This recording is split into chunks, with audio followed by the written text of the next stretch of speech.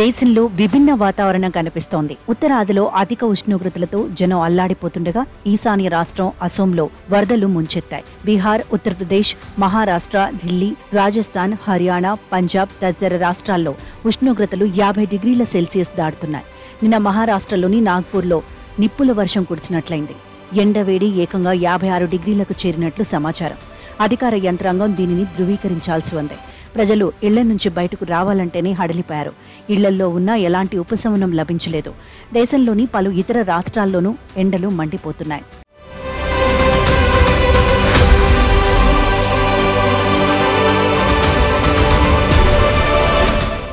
మరోవైపు ఈశాన్య రాష్ట్రాల్లో వరదలు ముంచెత్తాయి. రెమాల్ తుఫాను తర్వాత ఎడతెరిపి లేకుండా కురుస్తున్న వర్షాలకు అసోంలో మొదలైన వరదలు మరింత తీవ్ర రూపం దాల్చాయి. వరదల కారణంగా ఆ రాష్ట్రంలో 6 మృతి చెందారు. దీంతో మే 28 నుంచి మొదలైన భారీ వర్షాల కారణంగా ఇప్పటి వరకు మృతి చెందిన వారి సంఖ్య 12కు చేరింది. అసోంలోని 11 జిల్లాల పరిధిలో 3.5 లక్షల మంది వరదల కారణంగా ఇబ్బందులు పడుతున్నారు. చాలా చోట్ల రోడ్లు, రైల్వే ట్రాక్లు ధ్వంసమయ్యాయి. వేలాది హెక్టార్లలో పంటలు నీట మునిగాయి. మరోవైపు కొండ చర్యలు విరిగిపడటం వల్ల హాఫ్లాంగ్, బాదర్పూర్ రైల్వే మార్గాన్ని అధికారులు మూసేశారు.